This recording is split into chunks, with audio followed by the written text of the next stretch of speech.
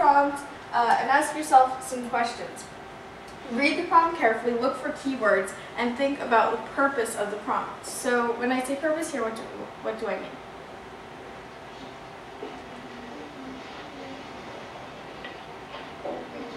Can you repeat the question, please? Sure.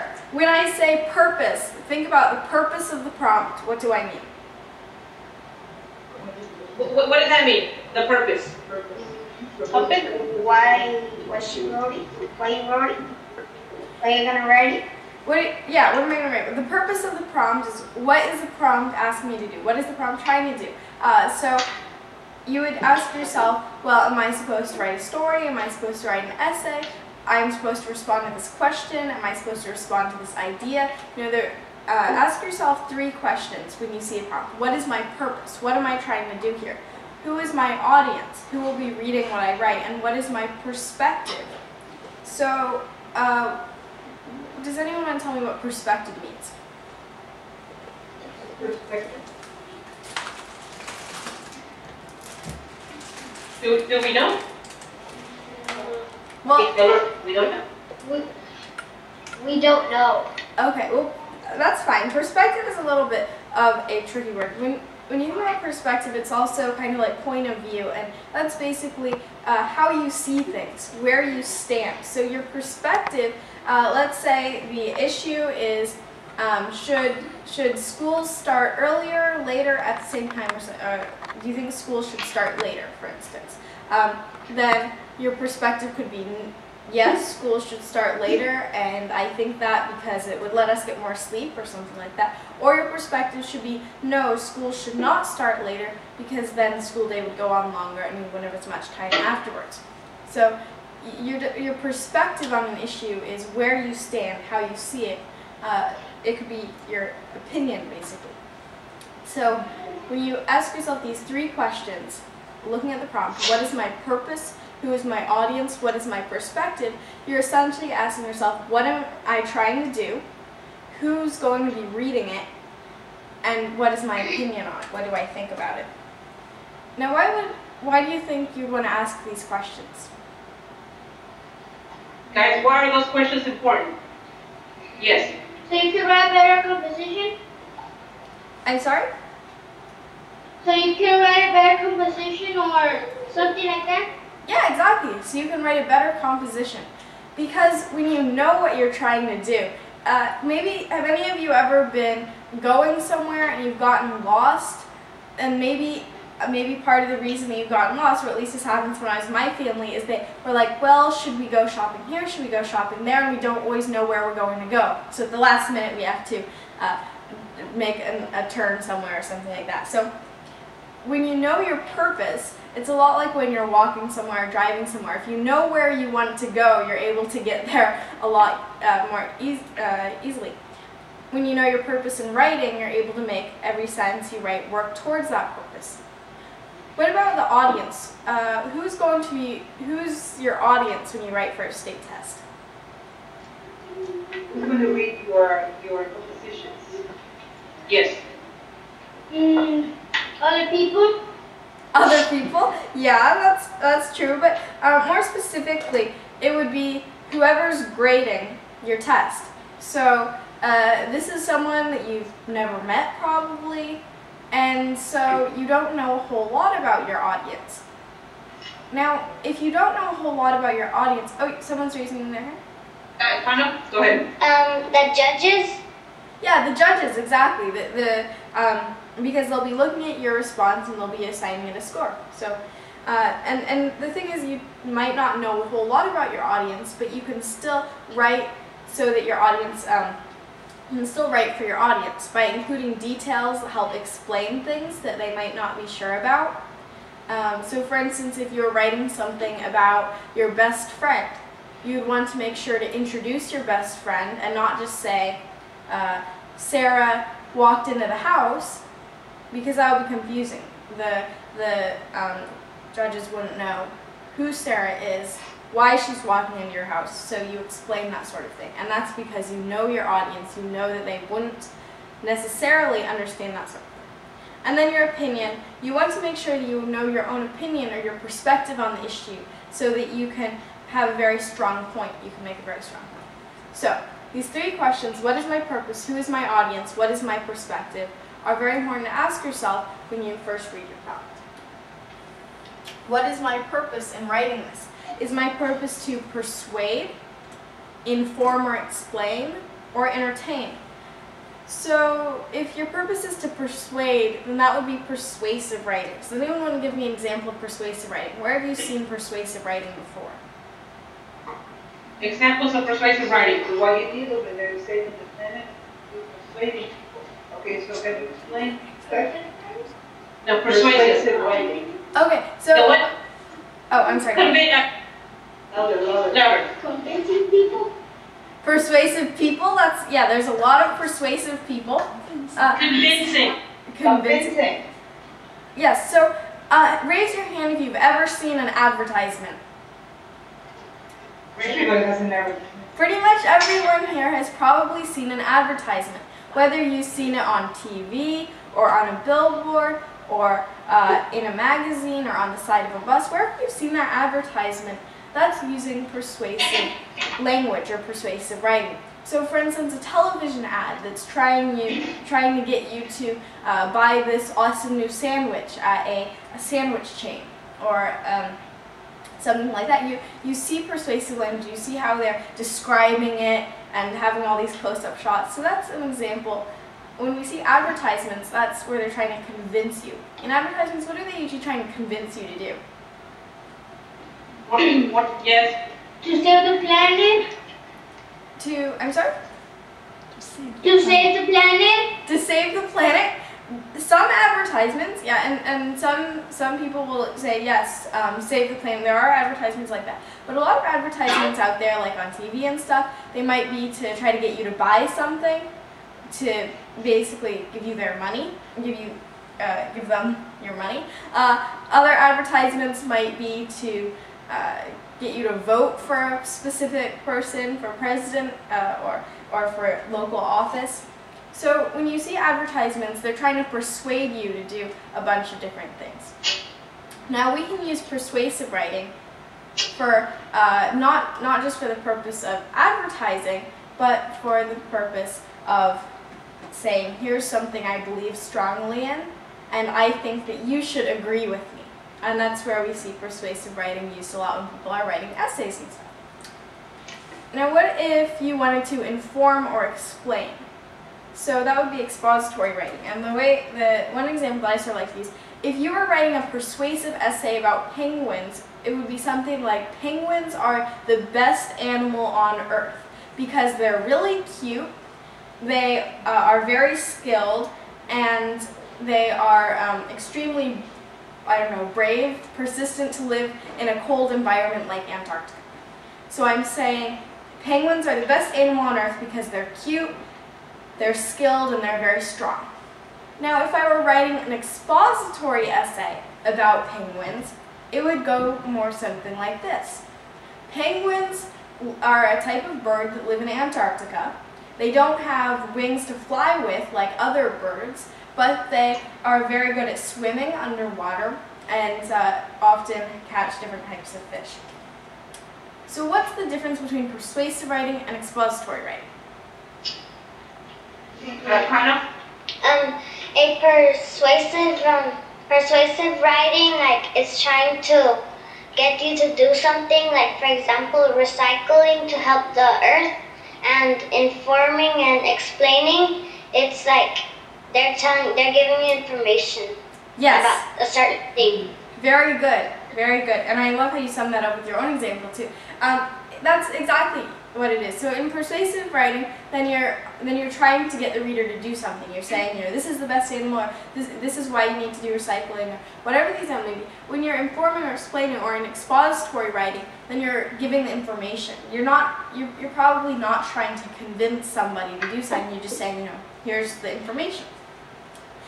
Now, what about when you want to entertain somebody?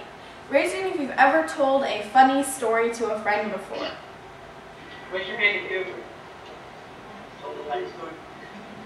I'm seeing a lot of raised hands. Probably a lot of you have whispered to a friend, hey, did you hear about that thing yesterday where so-and-so accidentally slipped on a banana peel or whatever it was, and then whenever you've told a funny story to a friend, you've been telling a narrative, you've been telling a story. And so when you look at a prompt and you see that it wants you to tell a story about a time something embarrassing happened to you or something like that, then it would probably be narrative writing.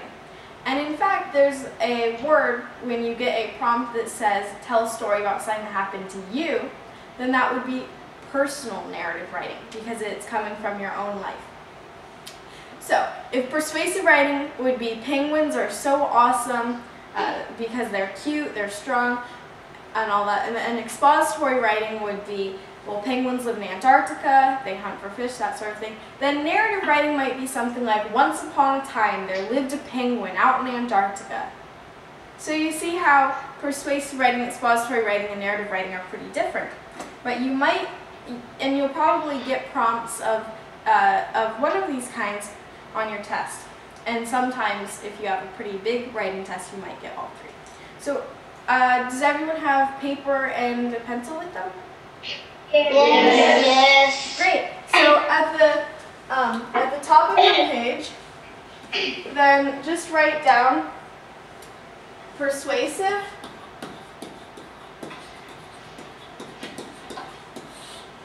expository,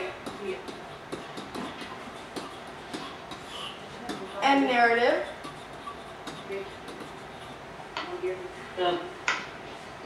So persuasive, expository, and narrative. Persuasive, expository, and narrative. And under that, you could write the penguin example, or you could write your own example, like with the recycling. So for persuasive, I might write penguins are the most awesome kind of animal because ... So the reason I'm writing down this is it helps me remember what is persuasive writing, and I remember this is an example of persuasive writing. Under expository, I would write this is some information about penguins. You didn't write your own. Write for example. Okay, that.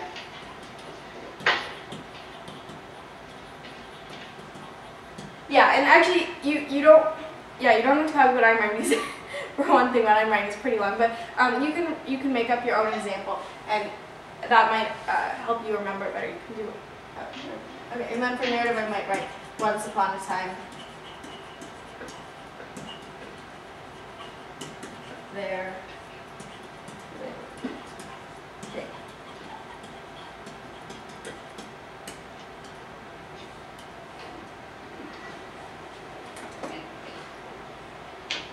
And raise your hand once you're done.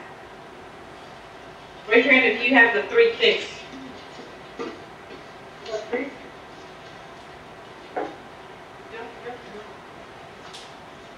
Are they supposed to write their own example? They can, if they have an example in mind, then they should write that one down. But if they can't think of one, they can write down just the penguins. And they can shorten what I've written because I went into detail. But you should raise your hand if you've written persuasive, expository, and narrative at the top. You already have those. Okay, everyone's written that. Great. So as long as you remember what each one of these mean, then you can continue working on your example until you finish. But we're probably going to move on now. So we see that persuasive, expository, and narrative are 3 very different kinds of writing. But today we're going to be focusing on narrative writing, specifically personal narrative.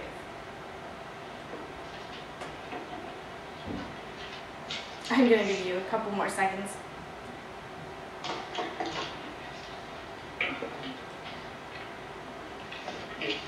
Okay.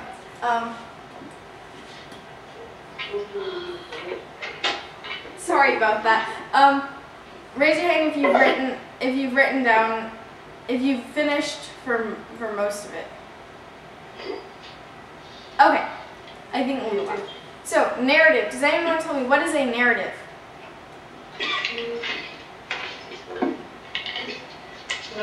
Marie, narrative? A narrative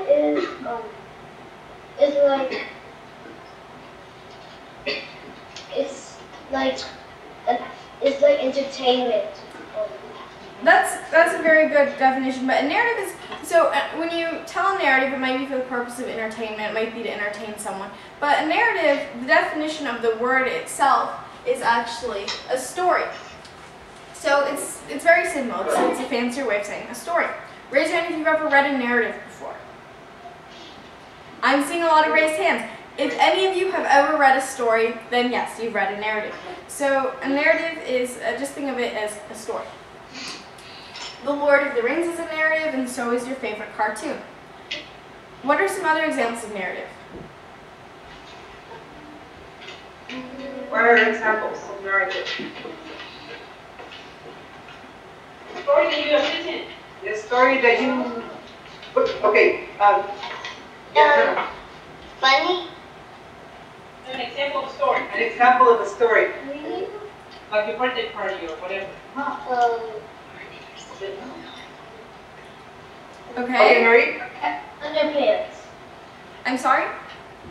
Captain Underpants. Captain Underpants. Okay, very good. So Captain Underpants is definitely a story, and it's a very funny one. So the purpose of Captain Underpants, it's not to persuade you, right? No. Okay, here. It's not to inform you, is it? No. So what is the purpose of Captain Underpants? To entertain you. Exactly. So narratives, even if they're not necessarily quite as funny as Captain Underpants, when you look at a prompt and you ask yourself, what is my purpose? If your purpose is to entertain or to tell a story, then you're going to be writing a narrative. So stories from your own life can be narratives too. They don't all have to be fictional. A story from your own life is called a personal narrative. So today we're going to be talking about how to choose a good personal narrative from your own life, how to make it interesting, and also how to use the right words to make it more descriptive. So what kinds of stories do you like? Anyone want to tell me what kinds of stories do you like? Do you like fantasy? Do you like action, adventure? What kinds of stories do you like? Rose. Action and adventure. Action and adventure? Okay, who else? What kind of story guys do you? Stories that you like to write about. Give it. Adventure.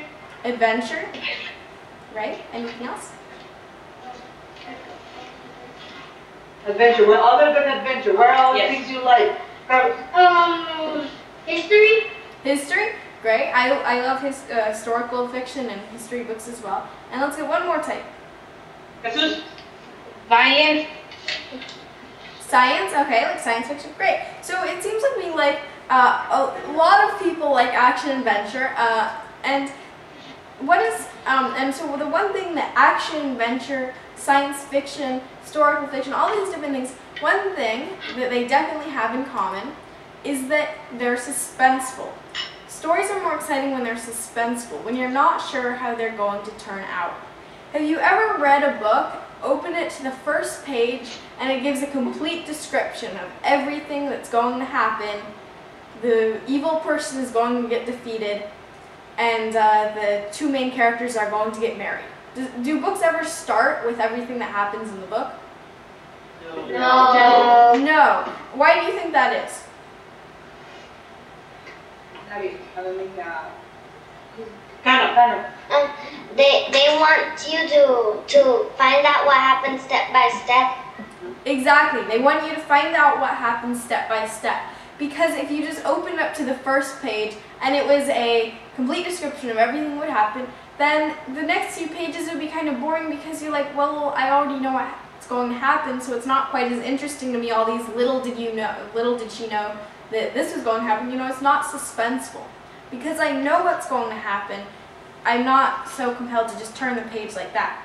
And if any of you have ever read a series of books, or chronicles, or basically books that have more than, they have sequels, books about things that happen afterwards, then you know that the reason that you keep on reading throughout the series is because it's exciting. There's still something going on. There's still a person to be defeated out there. There's still something that they need to find, and so that keeps you reading. It's suspenseful. You're not sure how things are going to turn out.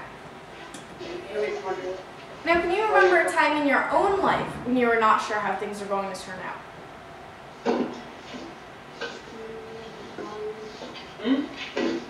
Anybody?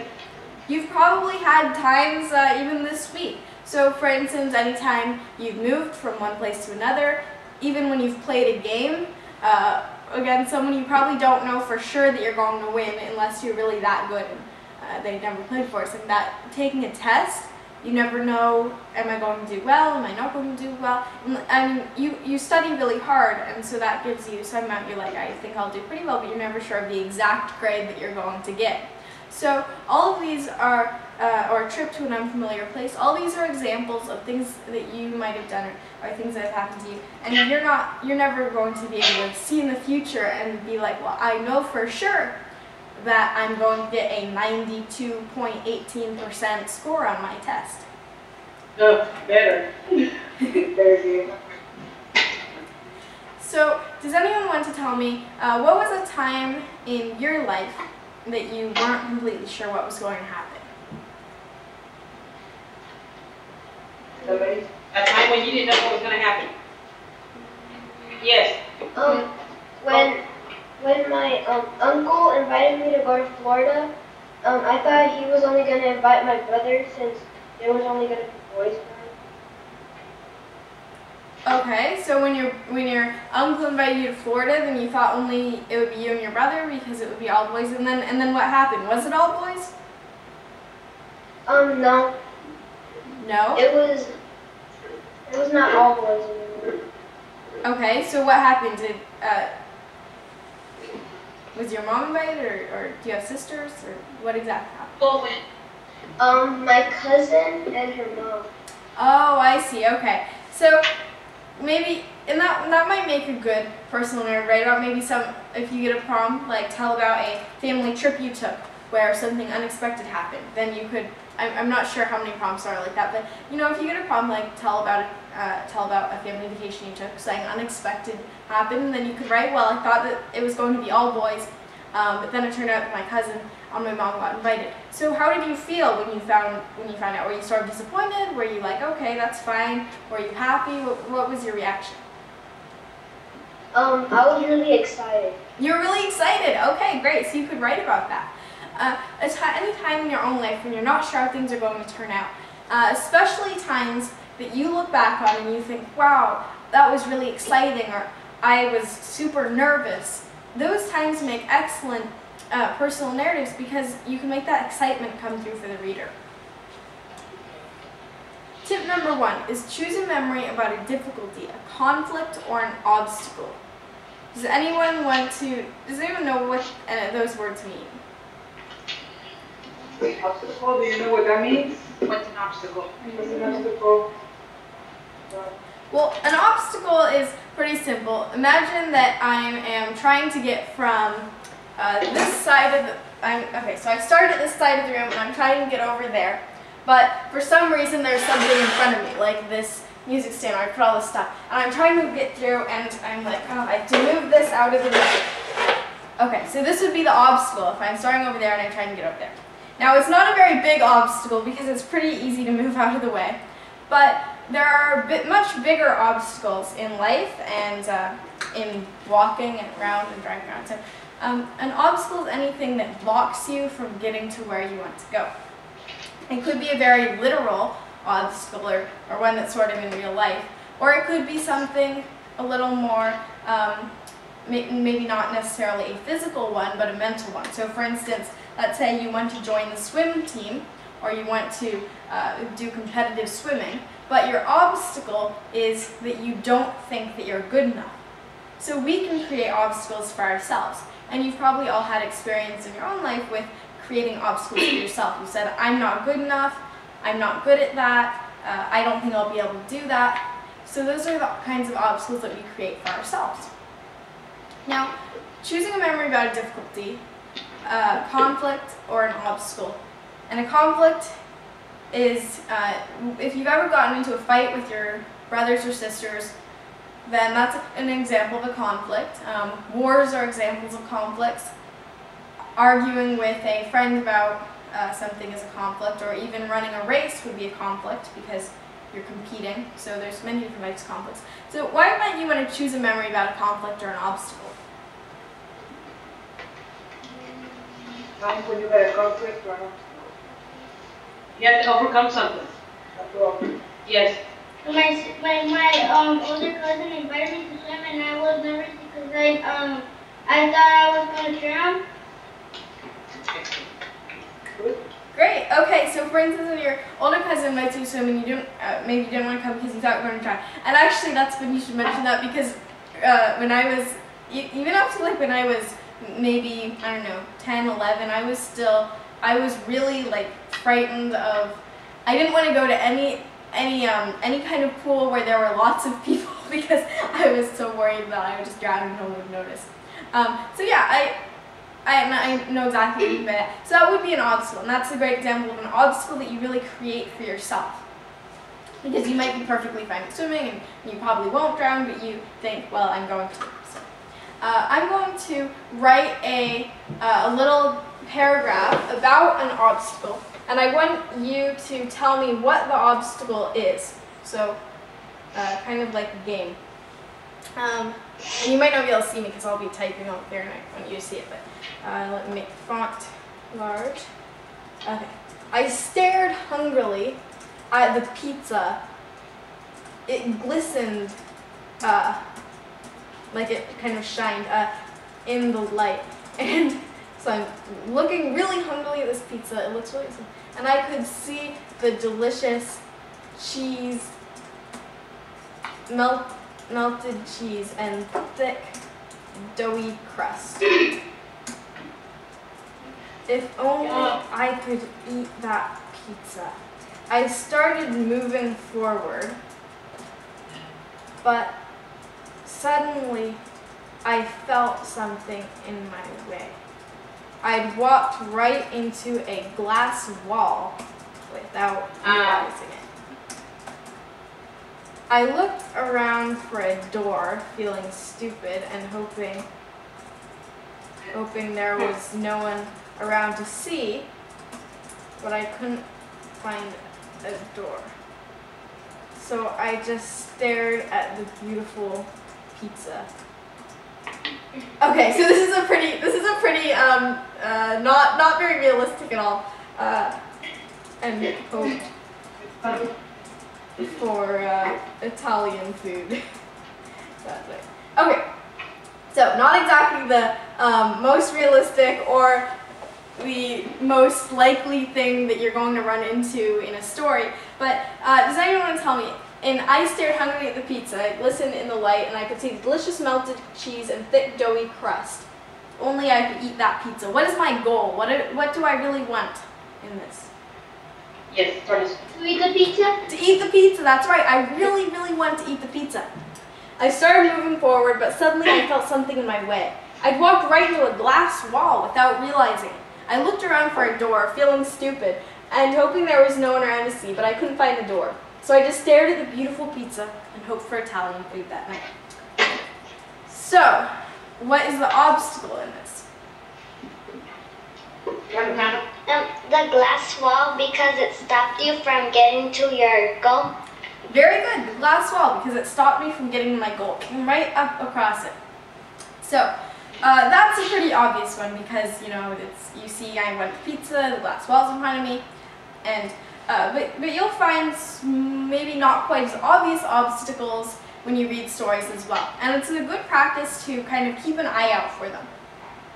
Now, you've all had obstacles in your own life, as I talked about, and so choosing a memory about a conflict or an obstacle is important for a personal narrative because raise your hand if you've ever read a book where nothing bad ever happens to any of the characters. You've probably never read a book where nothing bad happens to any of... Oh, I see someone who's raising... Yes. All right, Hannah. No. I've read a book. I think it's called Arthur. I was reading it to my little brother. Oh. And Okay, so yes, I think that there are some exceptions, like some books for small children, yeah. Although even in Arthur, there might still be some conflict, although it wouldn't be like anything on the level of, it wouldn't be anything like violent. So yeah, there might be small conflicts, but probably not anything super bad happening to anybody. But in a lot of books that we read, well, raise your hand if you've ever read books with absolutely perfect characters. I'm seeing not very many raised hands. So why do you think that most of the books that we read, sometimes bad things happen to people and not all the characters are absolutely perfect? A lot of them have kind of bad qualities or weaknesses. Why do you think that is? I think they don't make characters with perfect lives. Are they fun? Are they entertaining stories? Well, raise your hand if any of you are perfect. No man. Yeah, it would probably be a little bit difficult. You know, I'm sort of wanting to raise my hand, but I know I can't, because we all have our own weaknesses and our strengths, things that we're good at, or good qualities, and things that we're not super great at, and bad qualities. So the reason that in books the characters have weaknesses, it's partially to reflect real people. If they don't have weaknesses, they don't seem real, and they seem kind of flat. But another reason might be that when there are these bad qualities, and sometimes it makes room for conflict and obstacles. If my character was super strong and had the ability to just knock anything I wanted to out of my way, I could have just knocked out that glass wall like that. But I'm not that strong, and that was what made the obstacle more powerful, is because I really couldn't get through it. So by making, when you write your personal narrative, you want to have a conflict or an obstacle, something that you have a lot of difficulty getting past, or an argument you have, because it makes the writing more exciting for your reader.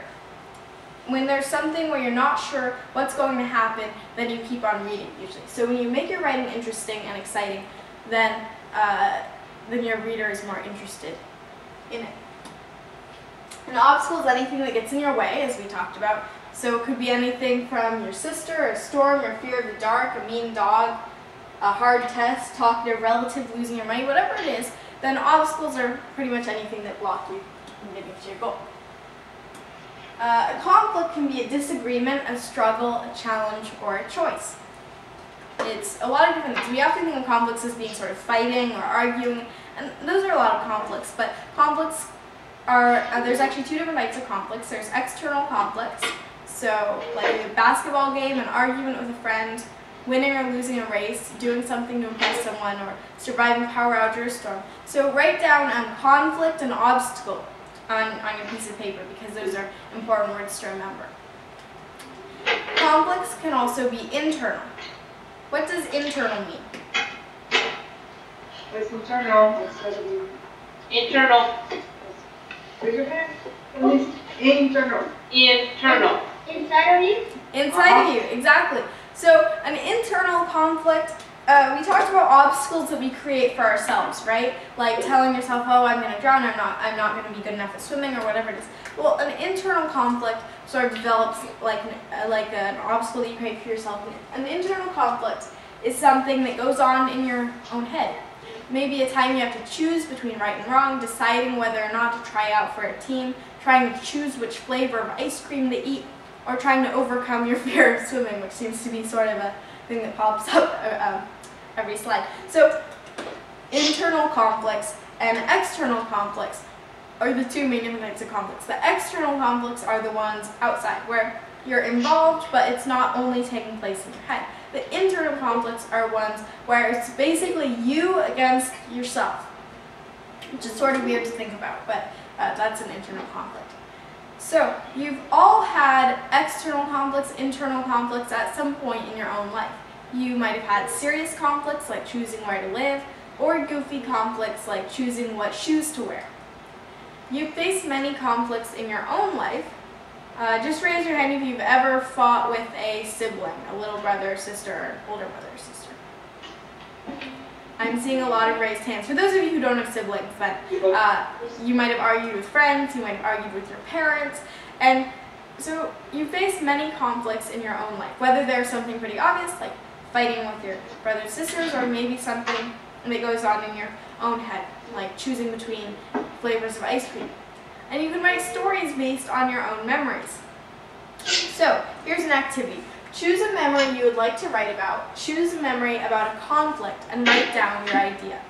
So, let's say that you have a prompt, you're supposed to write about a conflict in your own life. What would you write about? Choose a memory about a conflict and write down your idea. So don't like write down your whole response right now, just write down your idea. What's a conflict you might write about? Right, guys, one thing about a problem that you might have. To write them a story? Yes, just write just the title, just a little bit.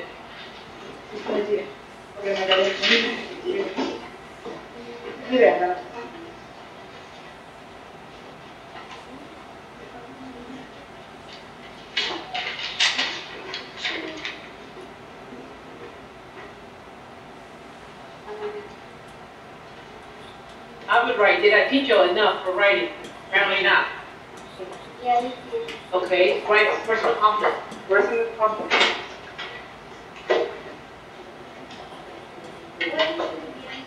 Personal conflict. You had your hair back, you would pay attention. So it could be a basketball game. It could be a time you had to make a choice between two things, you know, and it doesn't necessarily have to be super serious. It doesn't have to be, well, I had to decide, you know, whether my really old pet, whether we would have to give him away or something like that, you know. It doesn't have to be something super serious. It can be something really goofy, like we had to decide Which friend to invite to a party? Yeah, which friend to invite to a party. Thanks. So yeah, your conflict can be, it can be really pretty much any kind of conflict. Cut my hair, leave it long. Go on a date. You have to make a decision.